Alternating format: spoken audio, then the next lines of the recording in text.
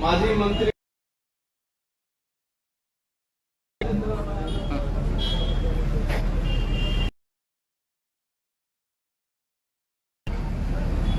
ನಮ್ಮ ಮನದಲ್ಲಿ ಶಿರಸಂಗಿ ಮಲ್ಲಮ್ಮ ಕಿತ್ತೂರು ರಾಣಿ ಚೆನ್ನಮ್ಮ ಅವ್ರನ್ನ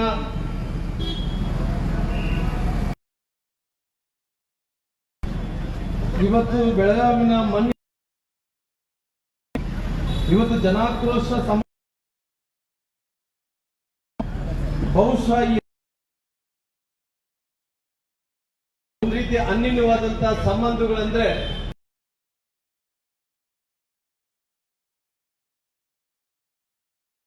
ಯಶಸ್ಸನ್ನು ತಂದುಕೊಡುವಂತ ಕೆಲಸ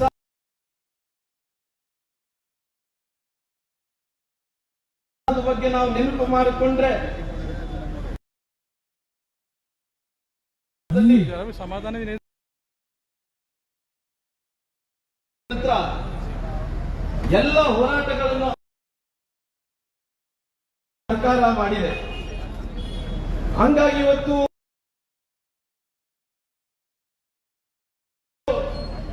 ಸರ್ಕಾರ ಕಿತ್ತೂರು ರಾಣಿ ಚೆನ್ನಮ್ಮನ ವಂಶಸ್ಥರು ಎಲ್ಲರೂ ಕೂಡ ಸೇರಿಕೊಂಡು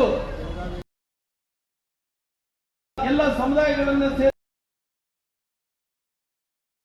ನೇತೃತ್ವದಲ್ಲಿ ಅವರೆಲ್ಲರೂ ಕೂಡ ದೊಡ್ಡ ಹೋರಾಟವನ್ನು ಮಾಡಿದರು.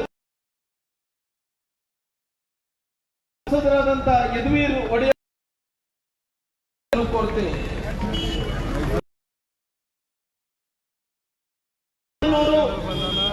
ಪಂಚಮಸಾಲಿ ಸಮುದಾಯದವರು ಎಲ್ಲರೂ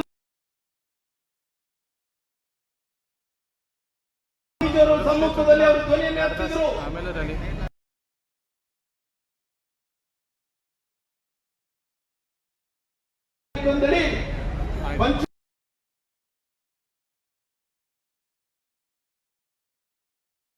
ಸಂದರ್ಭದಲ್ಲಿ ಈ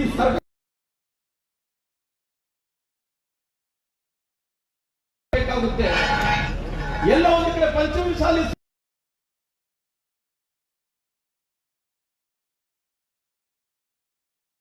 ಸರ್ಕಾರಕ್ಕೆಲ್ಲ ಒಂದು ಕಡೆ ತುತ್ತು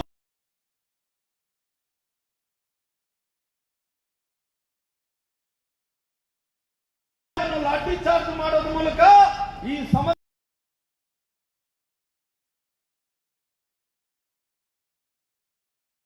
ಅದಕ್ಕೋಸ್ಕರವಾಗಿ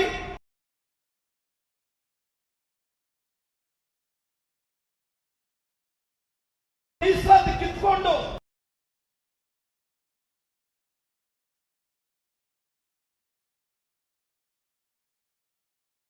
ಕಾರಣದಿಂದ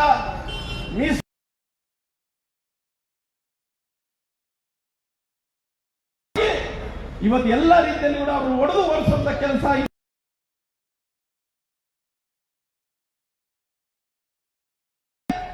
ಅಪಮಾನ ಮಾಡುವಂತ ಕೆಲಸ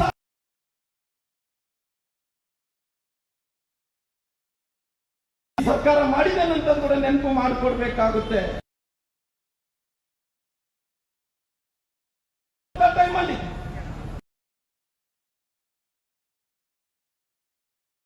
ಆದ್ರೆ ಎಲ್ಲ ಒಂದು ಕಡೆ ಕಾಂಗ್ರೆಸ್ಸಿನ ಎಲ್ಲ ಒಂದು ಕಡೆ ಸ್ವಾಮೀಜಿ ಅವರ ಮೇಲೆ ಎಲ್ಲ ಒಂದು ಕಡೆ ಧ್ವನಿ ಎತ್ತುತ್ತಾರೆ ಅಂತ ತಿಳ್ಕೊಂಡಿದ್ದೆ. ಯಾರೋ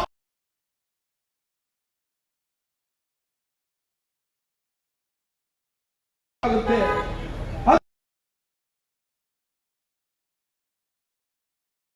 ಕೆಲಸ ಕೂಡ ಅವತ್ತಿನ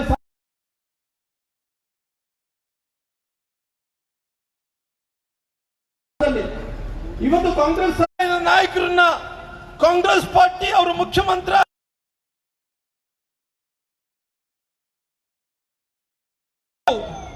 177 ಸ್ಥಾನಗಳು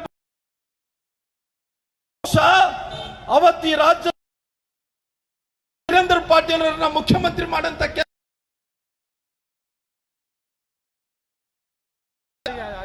ಅವತ್ತಿನ ಬಹಳಷ್ಟು ಮಂದಿ ಪರ ವಿರೋಧ ಇದ್ರೆ ಕೂಡ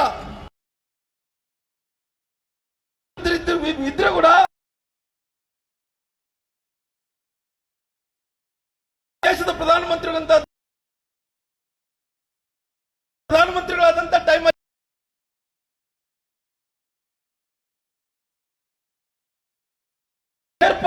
ತೀರ್ಮಾನ ತಗೊಂತಾರ? ಅವ್ರನ್ನ ಕೆಳಗಿಳಿಸ್ಬೇಕೆನ್ನಂತ ತೀರ್ಮಾನವನ್ನು ಅವತ್ತು ಇಡೀ ಲಿಂಗಾಯತ ಸಮುದಾಯಕ್ಕೆ ಕಾಂಗ್ರೆಸ್ ಪಕ್ಷ ಯಾವತ್ತೇ ಒಂದು ಅಧಿಕಾರಕ್ಕೆ ಮಾಡಂತ ಕೆಲಸ ಕೂಡ ಅವತ್ತು ಕಾಂಗ್ರೆಸ್ ಸರ್ಕಾರ ಮಾಡ್ಕೊಂತ ನಾನು ನೋಡ್ತಾ ಇದ್ರೆ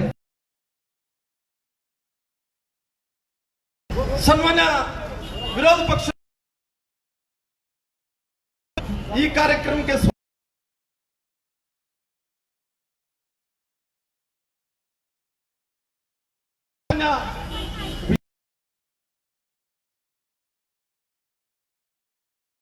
ಶಾಸಕರನ್ನ ಅವರೆಲ್ಲರೂ ಕೂಡ ನಾನು ಬರಮಾಡ್ಕೊಳ್ಳೋದ್ರ ಕೆಳಗಿಳಿಸುವಂತ ಕೆಲಸ ಇವತ್ತು ಅವತ್ತಿನ ಸಂದರ್ಭದಲ್ಲಿ 2008ರಲ್ಲಿ ಮುಖ್ಯಮಂತ್ರಿಗಳಾಗ್ತಾರ ಅವತ್ತು ಸನ್ಮಾನ್ಯ ನಾವೆಲ್ಲ ಕೂಡ ಅವ್ರ ಜೊತೆ ಕೂಡ ಕೆಲಸ ಮಾಡಿದ್ವಿ. ಅವರು ಯಡಿಯೂರಪ್ಪ ಲಿಂಗಾಯತ ಬಳಸಿಕೊಂಡ್ರು, ರಾಜ್ಯಪಾಲರು ಆಗಿದ್ರು. ಅವತ್ತು ಕಾಂಗ್ರೆಸ್ ಕಚೇರಿಗಳಿಗೆ ಮಾಡಿ ಅವತ್ತು ಅಧಿಕಾರವನ್ನು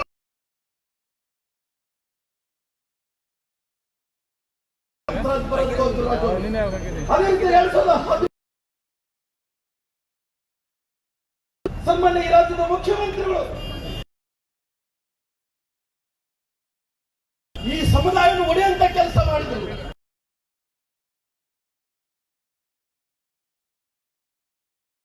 ಅವತ್ತು ಕಾಂಗ್ರೆಸ್ ಪಕ್ಷ ಕೈ ಸುಟ್ಕೊಂಡಂತ ಕೆಲಸ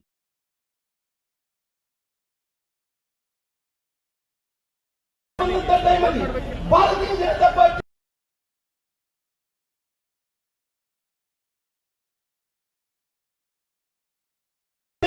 ಸನ್ಮಾನ್ಯ ಯಡಿಯೂರಪ್ಪನವರು ಮುಖ್ಯಮಂತ್ರಿ ಆಗುವ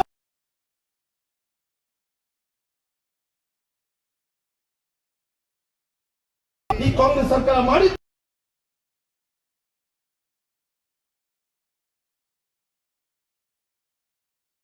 ಸಮುದಾಯಕ್ಕೆ ಅಪಮಾನವನ್ನು ಮಾಡುವಂತ ಕೆಲಸ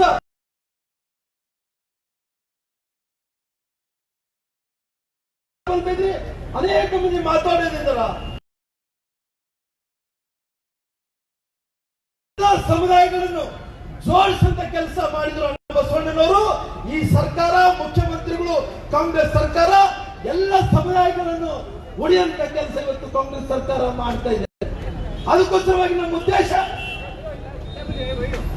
ಮಾನ್ಯ ಈ ಭಾಗದ ಶಾಸಕರಾಗಿರುವಂತಹ ಸನ್ಮಾನ್ಯ ಅಭಯ್ ಪಾಟೀಲ್ ಅವರು ವೇದಿಕೆಯ ಮೇಲೆ ಆಗಮಿಸಬೇಕು ಅಂತ ಹೇಳಿ ಅವರಲ್ಲಿ ವಿನಂತಿಯನ್ನ ಮಾಡ್ಕೊಳ್ತಾ ಇದ್ದಾರೆ. ಅದೇ ರೀತಿ ಅನಿಲ್ ಬೆನಕೆ ಅವರು ಕೂಡ ಆಗಮಿಸಬೇಕು ಅಂತ ವಿನಂತಿಯನ್ನ ಮಾಡಿಕೊಳ್ತಾ ಇದ್ದಾರೆ. ಮಾನ್ಯ ಶ್ರೀರಾಮುಲು ಮುಂದೆ ಇವತ್ತು ಎಲ್ಲ ಸಮುದಾಯಗಳನ್ನು ಒಗ್ಗೂಡಿಸುವಂತ ಕೆಲಸ 12ನೇ ಶತಮಾನದಲ್ಲಿ ಬಸವಣ್ಣವರು ಮಾಡಿದ್ರು. ಆದ್ರೆ ಇವತ್ತು 21ನೇ ಶತಮಾನದಲ್ಲಿ ಎಲ್ಲ ಸಮುದಾಯಗಳನ್ನಂದ್ರಿಗಿನ ಇವತ್ತು ನೋಡ್ತಾ ಇದ್ದಾರೆ. ಜನಗಣತಿ ವಿಚಾರ ಬಂದಂತ ಟೈಮಲ್ಲಿ ಎಲ್ಲ ಸಮುದಾಯಗಳನ್ನು ಒಡೆಯುವಂತ ಕೆಲಸ ಇವತ್ತು ಕಾಂಗ್ರೆಸ್ ಸರ್ಕಾರ ಮಾಡಿದೆ ಅನ್ನೋದು ಕೂಡ ನಾನು ನೆನಪು ಮಾಡಿಕೊಡ್ಬೇಕಾಗುತ್ತೆ. ಇವತ್ತು ಮೀಸಲಾತಿ ವಿಚಾರದಲ್ಲಿ ಇವತ್ತು ಎಲ್ಲ ಸಮುದಾಯಗಳಿಗೆ ಇವತ್ತು ಅನ್ಯಾಯ ಮಾಡುವಂತ ಕೆಲಸ ಮಾಡಿದೆ.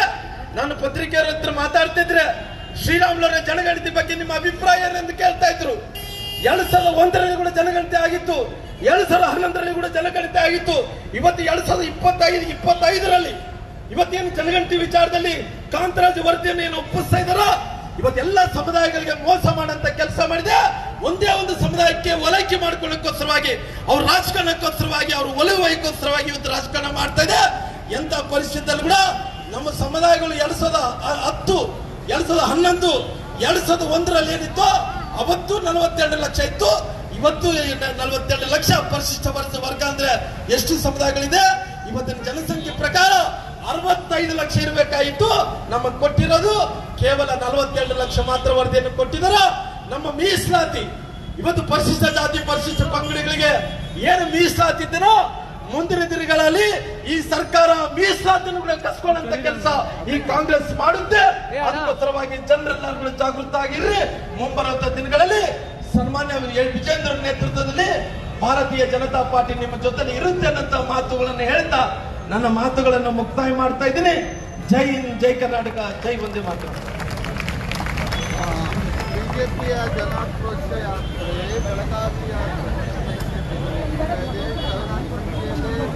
ಬಿಜೆಪಿ ಕಾರ್ಯಕರ್ತರು ಭಾಗವಹಿಸಿದ್ದಾರೆ. बोलो ಭಾರತ್ ಮಾತಾ ಕಿ. ಈ ವೇದಿಕೆ ಮೇಲೆ ಮಾನ್ಯ ರಾಜ್ಯಾಧ್ಯಕ್ಷರು, ಪ್ರತಿಪಕ್ಷದ ನಾಯಕರು, ಮಾನ್ಯ ಶಾಸಕರು ಮತ್ತೆ ಮಾಜಿ ಶಾಸಕರು, ಪರಾಜಿತ ಅಭ್ಯರ್ಥಿಗಳನ್ನ ಹೊರತುಪಡಿಸಿ ಉಳಿದವರು ವೇದಿಕೆಯನ್ನ ತೆರವು ಮಾಡಿಕೊಡಬೇಕು ಅನ್ನುವಂತಹ ವಿನಂತಿಯನ್ನ ಮಾಡ್ತಾ, ಒಂದು ಸಾರಿ ಜೋರಾದ ಧ್ವನಿಯ ಶಕ್ತಿಯನ್ನ ಕ್ಷೇತ್ರವಾರು ನೀವು ಕೊಡಬೇಕು ಅಂತ ಹೇಳಿ ವಿನಂತಿ ಮಾಡ್ತಾನೆ. ಯಾವ್ಯಾವ ಕ್ಷೇತ್ರದವರು ಎಷ್ಟೆಷ್ಟು ಬಂದಿದ್ದೀರಿ ಅನ್ನುವಂಥದ್ದು ನಿಮ್ಮ ಧ್ವನಿಯ ಮೂಲಕ ನೀವು ತೋರಿಸ್ಕೊಡ್ಬೇಕು.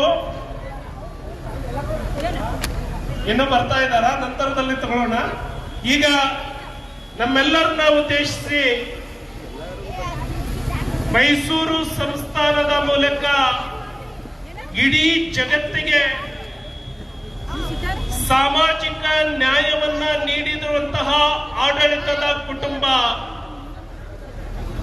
ಈ ದೇಶದಲ್ಲಿ ಸ್ವಾತಂತ್ರ್ಯ ಬರೋದಕ್ಕೆ ಮುಂಚೆ ಕರ್ನಾಟಕದಲ್ಲಿ ಮೀಸಲಾತಿಯನ್ನ ಕೊಟ್ಟಂತಹ ರಾಜವಂಶಸ್ಥ, ಈ ರಾಜ್ಯದಲ್ಲಿ ನೀರಾವರಿ ಯೋಜನೆಯನ್ನ ಮಾಡೋದಕ್ಕಾಗಿ ತನ್ನ ಮನೆಯ ಬಂಗಾರವನ್ನ ಒತ್ತೆ ಇಟ್ಟು ಕನ್ನಂಬಾಡಿ ಕಟ್ಟೆಯನ್ನ ಕಟ್ಟಿದಂತಹ ರಾಜವಂಶಸ್ಥ. ಹಾಗಾಗಿ ಈ ಕರ್ನಾಟಕಕ್ಕೆ ಅದ್ಭುತವಾದಂತಹ ಕೊಡುಗೆಯನ್ನ ಕೊಟ್ಟಿರುವಂತಹ ಮೈಸೂರು ಮಹಾರಾಜರ ಕುಟುಂಬಸ್ಥರಾಗಿರುವಂತಹ ನೆಚ್ಚಿನ ಸಂಸದರಾಗಿರುವಂತಹ ಸನ್ಮಾನ್ಯ ಯದುವೀರ್ ಒಡೆಯರ್ ಬೆಳಗಾವಿಯ ಕುಂದಾನಗರಿಯನ್ನು ಉದ್ದೇಶಿಸಿ ಮಾತನಾಡಬೇಕು ಅಂತ ವಿನಂತಿಯನ್ನು ಮಾಡಿಕೊಳ್ತಾರೆ. ಸಭೆಗೆ ನನ್ನ ನಮಸ್ಕಾರಗಳನ್ನು ಸಲ್ಲಿಸುತ್ತಾ, ಸಮಯದ ಅಭಾವ ಇರೋದ್ರಿಂದ ನಾನು ವೇದಿಕೆಯಲ್ಲಿರುವಂಥ ಎಲ್ಲ ಗೌರವಾನ್ವಿತ ಧನ್ಯರೇ, ನಮ್ಮ ರಾಜ್ಯಾಧ್ಯಕ್ಷರು, ಈ ಪಕ್ಷದ ಎಲ್ಲ ವರಿಷ್ಠ ನಾಯಕರು, ಮುಖಂಡರು, ಸ್ಥಳೀಯ ಮುಖಂಡರು, ಇಲ್ಲಿ ಉಪಸ್ಥಿತರಿರುವ ಎಲ್ಲ ನಮ್ಮ ಕಾರ್ಯಕರ್ತ ಬಂಧುಗಳೇ, ಮಾಧ್ಯಮದ ಎಲ್ಲ ಸದಸ್ಯರೇ ಹಾಗೂ ಪೊಲೀಸ್ ಇಲಾಖೆಯ ಸಿಬ್ಬಂದಿಗಳೇ, ನಾವೆಲ್ಲರೂ ಮೈಸೂರಲ್ಲೇ ಪ್ರಾರಂಭ ಆಗಿರೋ ಈ ಜನ ಆಕ್ರೋಶ ಯಾತ್ರೆ ಏನಿದೆ, ಜನರಲ್ಲಿ ನಮ್ಮ ನಾಡಿನ ಏನು ಸಮಸ್ತ ಜನರ ಏನು ಆಕ್ರೋಶವನ್ನು ವ್ಯಕ್ತಪಡಿಸ್ತಾ ಇದ್ದಾರೆ. ನಾವು ಜವಾಬ್ದಾರಿಯುತ ಒಂದು ವಿರೋಧ ಪಕ್ಷದ ಸ್ಥಾನದಲ್ಲಿರುವಂತಹ ಪಕ್ಷ ಆಗಿರೋ ಕಾರಣಕ್ಕಾಗಿ ನಮ್ಮ ಯಾತ್ರೆ ಮೂಲಕ ಆಕ್ರೋಶವನ್ನು ನಾವು ಕೂಡ ವ್ಯಕ್ತಪಡಿಸ್ತಾ ಇದ್ದೀವಿ. ಮೈಸೂರಲ್ಲಿ ಪ್ರಾರಂಭವಾಗುವಾಗ ನಾನು ಅಲ್ಲೇ ಹೇಳಿದೆ, ನಾವು ಏನು ರಾಜ್ಯ ಮಟ್ಟದ ಏನು ಸಮಸ್ಯೆಗಳನ್ನು ಇಲ್ಲಿ ಮಂಡಿಸಲಿಕ್ಕೆ ಏನು ಅವಶ್ಯಕತೆ ಇಲ್ಲವೇ ಇಲ್ಲ. ಬರೀ ಮೈಸೂರಿನಲ್ಲಿ ಮುಖ್ಯಮಂತ್ರಿ ಅವರ ತವರು ಕ್ಷೇತ್ರದಲ್ಲೇ ಏನೇನು ಸಮಸ್ಯೆಗಳಿದೆ ಅದನ್ನೇ ನಾವು ನಿಮ್ಮ ಮುಂದೆ ಪ್ರಸ್ತಾಪ ಮಾಡಿದ್ರೆ ಸಾಕು, ನಿಮಗೆ ಗೊತ್ತಾಗುತ್ತೆ ಯಾವ ರೀತಿ ರಾಜ್ಯವನ್ನು ವಿಫಲ ಆಗ್ತಾ ಇದೆ. ಮೈಸೂರಿನಲ್ಲೇ ಇರೋ ಕಾರಣಕ್ಕಾಗಿ ಮತ್ತು ಸುಮಾರು 20-25 ವರ್ಷದ ಒಂದು ಅನುಭವ ಇದೆ ಅರಮನೆಗೆ, ಯಾವ ರೀತಿ ಮುಖ್ಯಮಂತ್ರಿಗಳು ಅವರ ಕೆಲಸವನ್ನು ಮುಂದುವರಿತಾ ಬಂದಿದ್ದಾರೆ ಮತ್ತು ಈ ರಾಜ್ಯ ಅವರ ನೇತೃತ್ವದಲ್ಲಿ ಯಾವ ರೀತಿ ಆಳಿದ್ದಾರೆ ಅಂತ ನಮ್ಗೆ ವೈಯಕ್ತಿಕವಾಗಿ ಗೊತ್ತಿದೆ. ನಮ್ಮ ಚುನಾವಣೆ ಸಂದರ್ಭದಲ್ಲಿ ಅವರು ಇದು ತವರ ಕ್ಷೇತ್ರ ಪ್ರತಿಷ್ಠೆಯ ವಿಚಾರ ಅಂತ ಹೇಳಿದ್ರು. ಅದು ಬರೀ ಚುನಾವಣೆಯ ಸಂದರ್ಭಕ್ಕೆ ಸೀಮಿತ ಅಂತ ಒಂದು ಆಲೋಚನೆ. ನಂತರವೇ ಮೂಢ ಹಗರಣ ಬಂತು, ನಂತರವೇ ಅನೇಕ ಒಂದು ಹಗರಣಗಳು ಆಚೆ ಬಂತು. ಅದಾಗಿದ ನಂತರವೂ ಸಹ ಅವರ ದುರಾಡಳಿತದ ಒಂದು ಅನೇಕ ಸಮಸ್ಯೆಗಳನ್ನು ಕೂಡ ಆಚೆ ಬಂದಿತ್ತು. ಅವರ ತವರ ಕ್ಷೇತ್ರ ಪ್ರತಿಷ್ಠೆ ಬರೀ ವಿಚಾರ ಸಂದರ್ಭದಲ್ಲಿ ಅದು ಅನುಕಂಪ ಸೃಷ್ಟಿ ಮಾಡಿದ್ದಕ್ಕೆ ಉಪಯೋಗ ಮಾಡ್ತದೆ. ಅದೇ ರೀತಿ ಮುಂದುವರಿತಾ ಬಂದು ಇವಾಗ 1 ವರ್ಷ ಸುಮಾರು ನಮ್ಮ ಲೋಕಸಭಾ ಚುನಾವಣೆ ಆಗಿದ ನಂತರ ಇದೇ ಸಮಯದಲ್ಲಿ ನಾವು ರಾಜ್ಯಾದ್ಯಂತ ಹೋರಾಟವನ್ನು ಮಾಡ್ತಾ ಇದ್ವಿ, ಸ್ಪರ್ಧೆ ಮಾಡ್ತಾ ಇದ್ವಿ. ಮೂಡ ಹಗರಣ ಇರ್ಬೋದು, ವಾಲ್ಮೀಕಿ ಹಗರಣ ಇರ್ಬೋದು, ಇಲ್ಲಿ ನಿಮ್ಮ ಮುಂದೆ ಮಂಡಿಸಲಿಕ್ಕೆ ನಾವು ಶುರು ಮಾಡಿದ್ರೆ ರಾತ್ರಿವರೆಗೂ ಇಲ್ಲ. ಅದೇ ರೀತಿ ಕಾನೂನು ಏನು ದುರುಪಯೋಗ ಮಾಡ್ತಾ ಇದ್ದಾರೆ ಅದನ್ನು ಸಹ ನಾವು ಎಲ್ಲರೂ ಗಮನಿಸ್ತೀವಿ. ನಮ್ಮ ಕೊಡಗುವಿನಲ್ಲೇ ಒಬ್ಬ ಕಾರ್ಯಕರ್ತ ಅವರ ಒಂದು ರಾಜಕೀಯಕ್ಕೆ ಆತ್ಮಹತ್ಯೆ ಮಾಡಿಕೊಂಡ. ಮೈಸೂರಲ್ಲೂ ಸಹ ಉದಯಗಿರಿ ಠಾಣೆ ಅಲ್ಲೂ ಕೂಡ ಒಂದು ಖಂಡನೀಯ ಕೃತ್ಯವನ್ನು ನಡೀತು. ಇದೇ ರೀತಿ ಕಾನೂನು ಸಂಪೂರ್ಣವಾಗಿ ಅವರು ವಿಫಲ ಆಗ್ತಾ ಇರುವಂಥದ್ದು ನಾವೆಲ್ಲರೂ ನೋಡಿದ್ದೇವೆ. ಅದರ ಜೊತೆಗೆ ನಿನ್ನೆ ಮೊನ್ನೆನೆ ನಾವು ಅಂಬೇಡ್ಕರ್ ಜಯಂತಿಯನ್ನು ಆಚರಿಸಿದ್ದೇವೆ. ಅಂಬೇಡ್ಕರ್ ಅವರು ರಚನೆ ಮಾಡಿರ್ತಕ್ಕಂಥ ಕಾನ್ಸ್ಟಿಟ್ಯೂಷನ್ ಅಲ್ಲಿ ನಮ್ಮ ಹಿಂದುಳಿದ ಜಾತಿಗಳಿಗೆ ಒಂದಷ್ಟು ಹಣ ಮೀಸಲಿಡಬೇಕು ಅನ್ನೋ ನಿಟ್ಟಿನಲ್ಲಿ ಅಂತ್ಯವಾಗಿ ಆ ಸಂವಿಧಾನದ ಒಂದು ತತ್ವದೊಂದಿಗೆ SC/ST ಏನೋ ಆಕ್ಟ್ ಇದೆ, ಅದನ್ನ ನಾವು ಹಣನೇ ಸುಮಾರು ಹೆಚ್ಚು ಕಡಿಮೆ 40,000 ಕೋಟಿಯೂ ಕೂಡ ದುರ್ಬಳಕೆ ಮಾಡಿರುವಂತದ್ದು ನಾವು ಕೂಡ ನೋಡಿದ್ವಿ. ಮತ್ತೆ ಎಲ್ಲಾನು ಕೂಡ ಕೇಂದ್ರ ಸರ್ಕಾರದ ಮೇಲೆ ಪದೇ ಪದೇ ಆರೋಪ ಹಾಕೋದು, ಕೇಂದ್ರ ಸರ್ಕಾರದ ಮೇಲೆ ಗೂಬೆ ಕೂರಿಸುವಂತ ಕೆಲಸ ಈ ರಾಜ್ಯ ಸರ್ಕಾರ ಮುಖ್ಯವಾಗಿ ಸಿದ್ದರಾಮಯ್ಯ ಅವರ ಪದ್ಧತಿಯಂತೆ ಅವರು ಮುಂದುವರಿತಾ ಇದ್ದಾರೆ.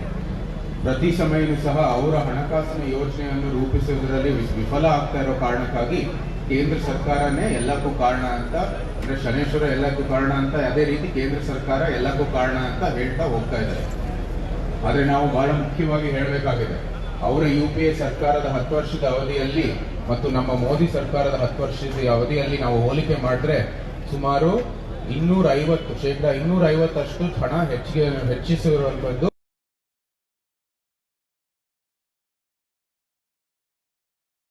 ಗ್ರಾಂಟ್ ನೀಡನ್ನು ಕೂಡ ನಾವು ನೋಡಿದ್ರೆ ಸುಮಾರು 238% ಅಷ್ಟು ಹೆಚ್ಚು ಸರ್ಕಾರದಲ್ಲಿ ನಾವು ಮಾಡಿದ್ದೀವಿ. ಆದ್ರೂ ಸಹ ಕೊಡ್ತಾ ಇಲ್ಲ ಅಂತ ಹೇಳ್ತಾ ಇದ್ದಾರೆ. ಬಹುಶಃ ಬೆಳಗಾವಿನ ಬಜೆಟ್ ಅಲ್ಲಿ ನಾವು ನೋಡಿಲ್ಲ, ಆದ್ರೆ ಮೈಸೂರು ಬಜೆಟ್ ಅಲ್ಲಿ ನಾವು ನೋಡಿದೀವಿ. ಎಲ್ಲಾನು ಕೂಡ ಸಮಯದಲ್ಲಿ ಇರುವಂತದ್ದು ಎಲ್ಲ ಯೋಜನೆಗಳು ಪುನಃ ರೀಪ್ಯಾಕೇಜ್ ಮಾಡಿ ನಾವು ಈ ಬಜೆಟ್ ಅಲ್ಲಿ ಕೊಟ್ಟಿದೀವಿ ಅಂತ ಹೇಳುತ್ತೆ. ಕಾರಣ ಒಂದೇನೆ, ಅವರ ಏನೇನು ಯೋಜನೆಗಳನ್ನು ರೂಪಿಸಿದರೆ ಅದು ಏನು ಕೂಡ ಪ್ರಗತಿ ಆಗಿದೆ. ಬರೀ 40% ಪ್ರಗತಿ ಆಗಿದೆ. ಇಂಥ ಒಂದು ದುರಾಡಳಿತ ನಮ್ಮ ರಾಜ್ಯದಲ್ಲಿ ಸೃಷ್ಟಿಯಾಗಿದೆ. ಕರ್ನಾಟಕ ಎಲ್ಲಕ್ಕಿಂತ ಪ್ರಗತಿಪರ ರಾಜ್ಯ ಅಂತ ಒಂದು ಕಾಲದಲ್ಲಿ ಗುರುತಿಸಲಾಗಿತ್ತು. ಇವಾಗ ಹಿಂದುಳಿದ ಒಂದು ರಾಜ್ಯದ ಜೊತೆಗೆ ಗುರುತಿಸಲಾಗ್ತಾ ಇದೆ. ಅದು ಒಂದೇ ಅಲ್ಲ, ಕೇಂದ್ರ ಸರ್ಕಾರದ ಜೊತೆ ಆರೋಪ ಮಾಡೋ ನಿಟ್ಟಿನಲ್ಲಿ ಅವರು ಬಹುಶಃ ತಮ್ಮ ಸ್ಥಳೀಯ ಸಮಸ್ಯೆಗಳನ್ನು ಬಗೆಹರಿಸಲಿಕ್ಕೆ ಮರ್ತ್ಬಿಟ್ಟಿದ್ದಾರೆ.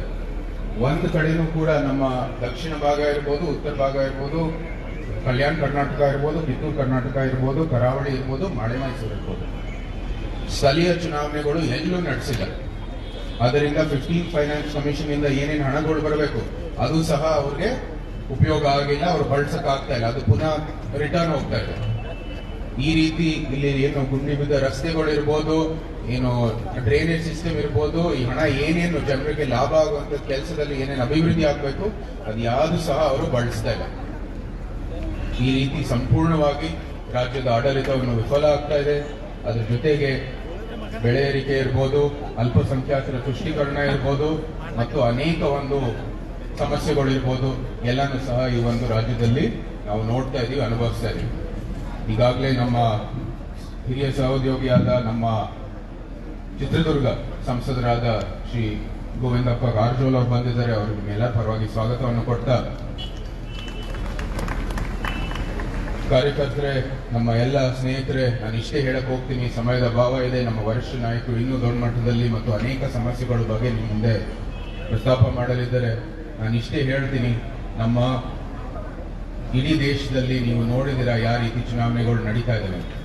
ನಮ್ಮ ಲೋಕಸಭಾ ಚುನಾವಣೆ ಆಗಿದ ನಂತರವೇ ನಾವು ಅಧಿವೇಶನದಲ್ಲಿ ನಮ್ಮ ವಿರುದ್ಧ ಇರುವಂತದ್ದು ಒಂದು ಪಕ್ಷದಲ್ಲಿ ಒಬ್ರು ನಾಯಕರು ನಿಂತರು.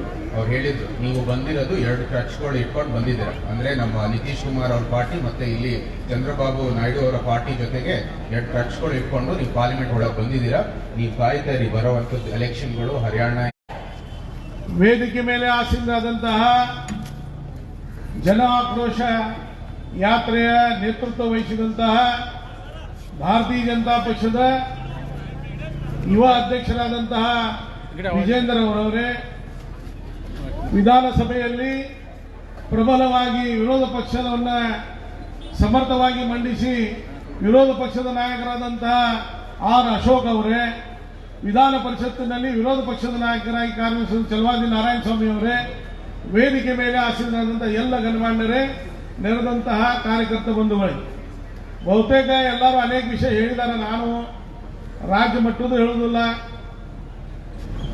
ದೇಶದ್ದು ಹೇಳುವುದಿಲ್ಲ. ಬೆಳಗಾವಿ ಜಿಲ್ಲೆ ಒಂದು 2 निमिष म्हणून माताडो. गेल्या अनेक वर्षापासून 2 वर्षापासून हे सरकार आलेलं आहे. आमच्या हातात फक्त लोटा दिलेला आहे. काय दिलेला आहे? जोरात सांगा, हात उचलून सांगा, लोटा दिलेला आहे. इथे वरच्या लोकांना समजलं पाहिजे, फार लोकांना समजत नाही. बेळगावमध्ये पहिल्यांदा इतिहासामध्ये भारतीय जनता पार्टीचा महानगरपालिका आलेला आहे. त्यासाठी तुमच्या सगळ्या लोकांना मी अभिनंदन आणि धन्यवाद करतो.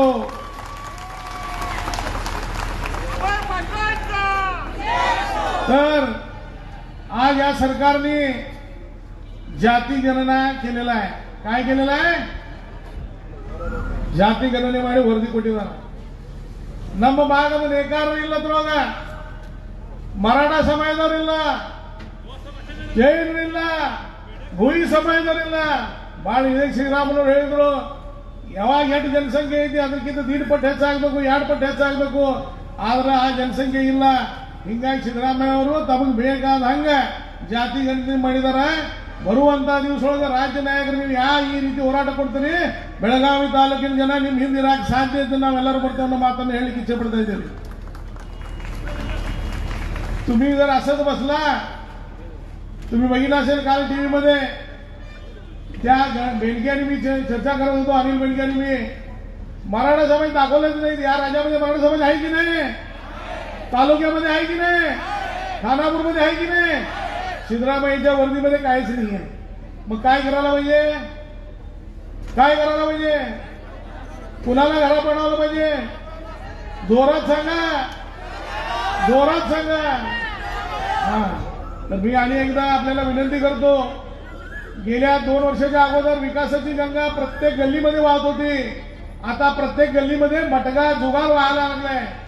2 ವರ್ಷ ಹಿಂದ ಬೊಮ್ಮಾಯಿ ಅವ್ರ ಸರ್ಕಾರ ಆಗಲಿ, ಯಡಿಯೂರಪ್ಪನವ್ರ ಸರ್ಕಾರ ಆಗಲಿ, ಕರ್ನಾಟಕನಾಗ ಪ್ರತಿಯೊಂದು ವಿಧಾನಸಭಾ ಕ್ಷೇತ್ರ ಒಳಗೆ ಇಲ್ಲಿ ಕಾರಜೋಳ ಸಾಹೇಬರು ಜಿಲ್ಲಾ ಮಂತ್ರಿಯಾಗಿ ಕೆಲಸ ಮಾಡಿದ್ದಾರೆ. ಅವ್ರು ವಿಶೇಷವಾಗಿ ಅಭಿನಂದನೆ ಸಲ್ಲಿಸ್ತೀನಿ. ನಮ್ಮ ಕ್ಷೇತ್ರ ಅಭಿವೃದ್ಧಿ ಆಗ್ಬೇಕಂದ್ರೆ ಇವರೆಲ್ಲರೂ ಕಾರಣ ಅದಾರ. ಅವಾಗ ವಿಕಾಸದ ಗಂಗಾ, ಅಭಿವೃದ್ಧಿ ಗಂಗಾ ಹರಿತಿತ್ತು. ಇವತ್ತು ಪ್ರತಿಯೊಂದು ಓಣಿ ಒಳಗೆ ಮಟಕ ಜುಗಾರದ ಗಂಗಾ ಹರಿಯಾತಿತ್ತು. ನಿಮ್ಗೆ ಹೇಳ್ಬೇಕಂತಂದ್ರೆ ಎಲ್ಲಿ ನೋಡ್ತಾರೆ ಮಟಕ ಜುಗಾರ್, ಎಲ್ಲಿ ನೋಡ್ತಾರೆ ಜಾಗ ಕಬ್ಜಾ. ಇವತ್ತ ಬಹುತೇಕ ಪೊಲೀಸ್ ಸ್ಟೇಷನ್ಗಳು ಇವತ್ತು ಜಾಗ ಖಾಲಿ ಮಾಡುವಂತ ಅಡ್ಡೆಗಳಾಗಿದ್ದಾವ. ನಾನು ವಿಧಾನಸಭೆ ಒಳಗೆ ಹೇಳಿದ್ರು, ಇವತ್ತು ಹೇಳತ್ತೀನಿ, ಆ ಅಧಿಕಾರಿಗಳಿಗೆ ಹೇಳ್ತಾ ಇದ್ದೀನಿ, ಈ ಸರ್ಕಾರ ಬಹಳ ದಿವಸ ಉಳಿದಿಲ್ಲ. ನೀವು ಯಾರು ಕ್ರಿಮಿನಲ್ ಸಂಘಟ ಕೂಡಿ ಏನೇನು ಇಲ್ಲಿ ಕೆಲಸ ಮಾಡತ್ತೀರಿ ಎಲ್ಲರದು ಹಿಶೋಬ್ ಐತಿ. ಹಿಶೋಬ್ ಒಂದು ದಿವಸ ಬಾಕಿ ಚುಕ್ತಾ ಮಾಡುವಂತ ಶಕ್ತಿ ಭಾರತೀಯ ಜನತಾ ಪಕ್ಷದ ಕಾರ್ಯಕರ್ತರ ಐತೆ ಅನ್ನೋದನ್ನ ಮರ್ಯಾಕೆ ಹೋಗ್ಬೇಡ್ರಿ. आम्ही बघितलंय संभाजी महाराजांचा पुतळा उद्घाटन करताना ज्या ज्या पोलीस अधिकाऱ्यांनी विरोध केलेला आहे, रस्ता बंद करताना ज्या पोलीस अधिकाऱ्यांनी विरोध केलेला आहे, नाला बंद करताना ज्या पोलीस अधिकाऱ्यांनी सहकार्य केलंय, त्या सगळ्यांचा हिशोब आमच्याकडे आहे. आणि हिशोब केल्याशिवाय सरकार आल्यानंतर राहणार नाही. हे आज बेळगाव दक्षिणच्या मतदारसंघाच्या लोकांना मी सांगू इच्छितो. विकास शून्य झालेला आहे. विकास काय झालेला आहे? हा, नाळे बा महिन्याने नाळे बा. आणि मी आणि एकदा सगळ्यांचं स्वागत करतो. आणि खास करून म्हैसूरचे महाराजांचे युवराज पहिल्यांदा बेळगावला आले, टाळ्या वाजवून मोठ्या प्रमाणात त्यांचं जंगी स्वागत करावं असं मी विनंती करतो. कर्नाटकाच्या विकासामध्ये म्हैसूर महाराजांच्या जो योगदान आहे ते फार मोठं योगदान आहे पहिल्यांदा. आणि मी खास करून विजेंद्र साहेबांना आणि अशोक साहेबांना पूर्ण दक्षिण मतदारसंघाच्या वतीनं जोरात टाळ्या वाजवून त्यांचं अभिनंदन करावं एवढं सांगून माझ्या शब्दाला विराम देतो. धन्यवाद. जय हिंद.